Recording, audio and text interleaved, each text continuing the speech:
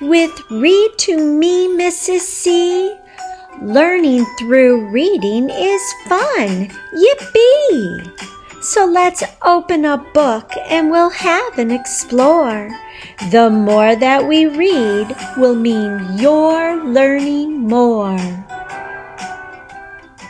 Why, hello there and welcome back to Read to Me, Mrs. C.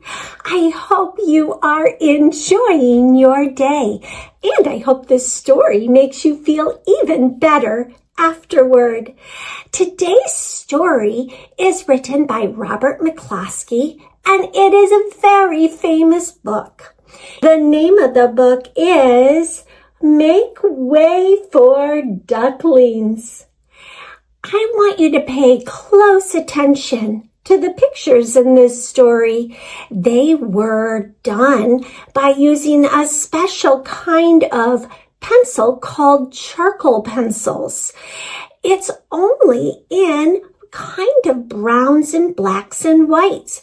Yet those pictures draw you in just as much as the very colorful pictures that might be in other stories.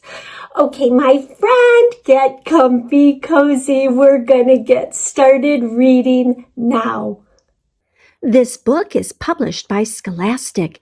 Hey, you're going to notice some real pictures on some of the pages in this story. That's because Robert McCloskey got his idea in Boston, Massachusetts, and was inspired by watching the ducks there. Take a look, 'cause his pictures won the Caldecott Award. Mr. and Mrs. Mallard were looking for a place to live, but every time Mr. Mallard saw what looked like a nice place, Mrs. Mallard said it was no good. There were sure to be foxes in the woods or turtles in the water, and she was not going to raise a family where there might be foxes or turtles. So they flew on and on.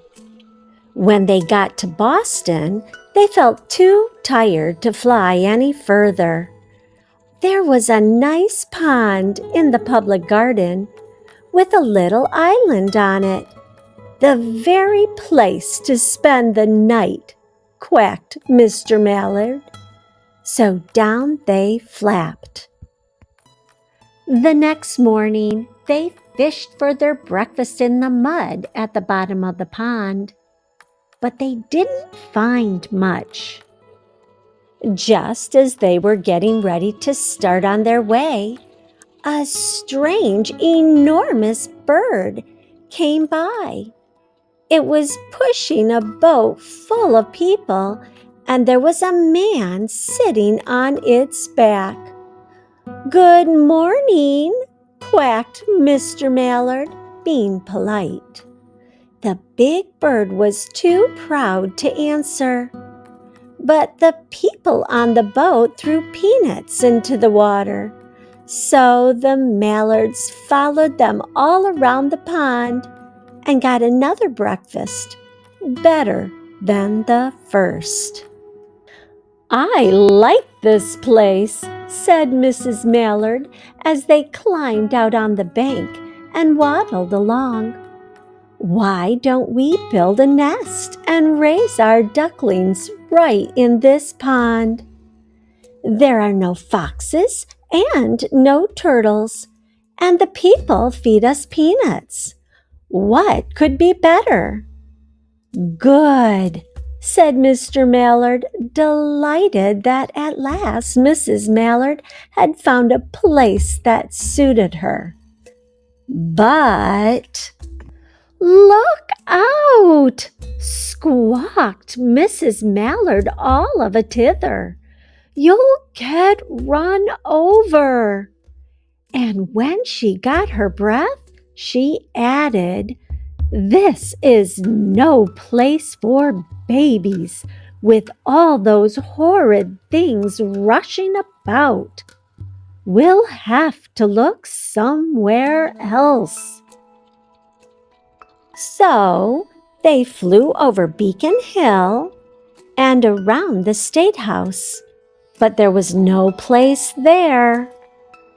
They looked in Louisburg Square, but there was no water to swim in. Then they flew over the Charles River. "This is better," quacked Mr. Mallard. "That island looks like a nice, quiet place, and it's only a little way from the public garden." "Yes," said Mrs. Mallard, remembering the peanuts. "That looks like just the right place to hatch ducklings." So they chose a cozy spot among the bushes near the water and settled down to build their nest. And only just in time, for now they were beginning to molt. All their old wing feathers started to drop out, and they would not be able to fly again until the new ones grew in. But of course they could swim, and one day they swam over to the park on the riverbank, and there they met a policeman called Michael. Michael fed them peanuts, and after that the Mallards called on Michael every day. After Mrs. Mallard had laid 8 eggs in the nest, she couldn't go visit Michael anymore because she had to sit on the eggs to keep them warm. She moved off the nest only to get a drink of water or to have her lunch or to count the eggs and make sure they were all there. One day the ducklings hatched out. First came Jack, then Cack, and then Lack, then Mack and Knack, and Oack, and Pack, and Quack. Mr. and Mrs. Mallard were bursting with pride. It was a great responsibility taking care of so many ducklings, and it kept them very busy. One day, Mr. Mallard decided he'd like to take a trip to see what the rest of the river was like further on. So off he set. "I'll meet you in a week in the public garden," he quacked over his shoulder. "Take good care of the ducklings." "Don't you worry," said Mrs. Mallard. "I know all about bringing up children." And she did. She taught them to swim and dive. She taught them to walk in a line, to come when they were called, and to keep a safe distance from bikes and scooters and other things with wheels. When at last she felt perfectly satisfied with them, she said one morning, "Come along, children, follow me." Before you could wink an eyelash, Jack, Cack, Lack, Mack, Knack, Whack, Pack, and Quack fell into line just as they had been taught. Mrs. Mallard led the way into the water, and they swam behind her to the opposite bank. There they waded ashore and waddled along till they came to the highway. Mrs. Mallard stepped out to cross the road. "Honk, honk!" went the horns on the speeding cars. "Quack!" went Mrs. Mallard as she tumbled back again. "Quack, quack, quack, quack!" went Jack, Cack, Lack, Mack, Knack, Whack, Pack, and Quack. just as loud as their little quackers could quack. The cars kept speeding by and honking, and Mrs. Mallard and the ducklings kept right on quack, quack, quacking.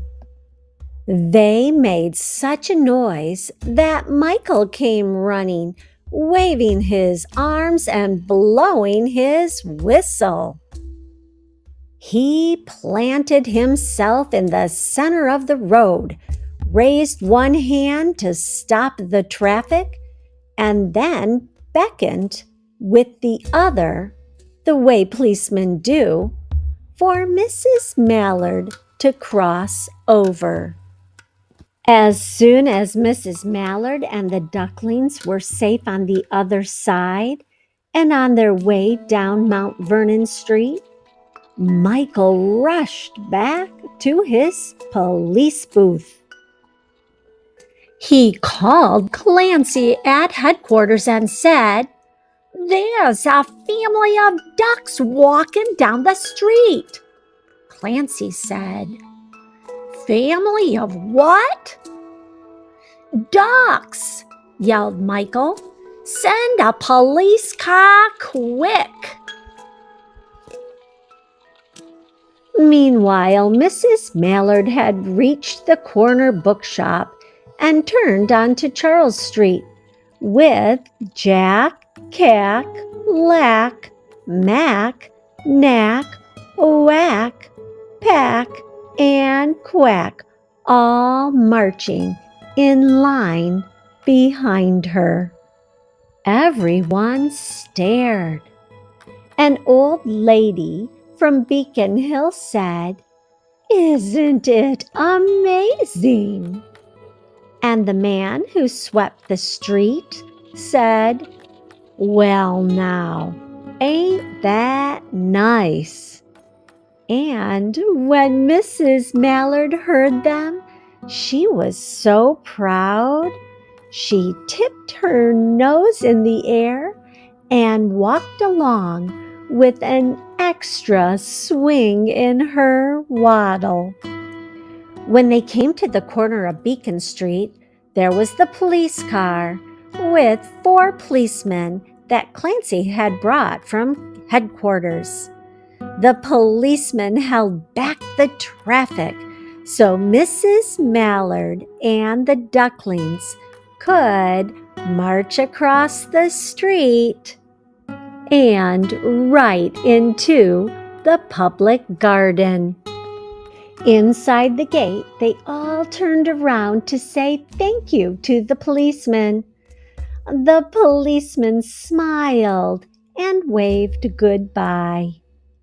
When they reached the pond and swam across to the little island, there was Mr. Mallard waiting for them, just as he had promised.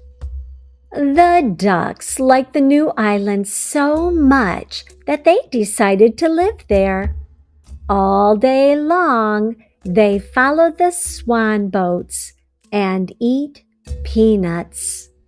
And when night falls, they swim to their little island and go to sleep. My friends, I am so happy that the ducks and their little ducklings made it safely to their new home.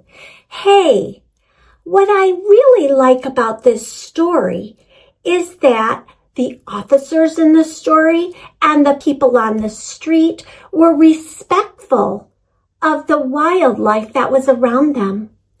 They came up with a way to work together so that they could still live safely in a very busy human environment.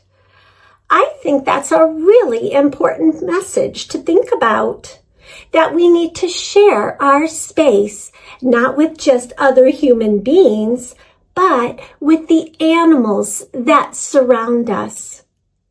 Okay, my friend, if you like this story, push the like button. If you haven't subscribed to my channel, please do so. And I look forward to seeing you the next time we're together.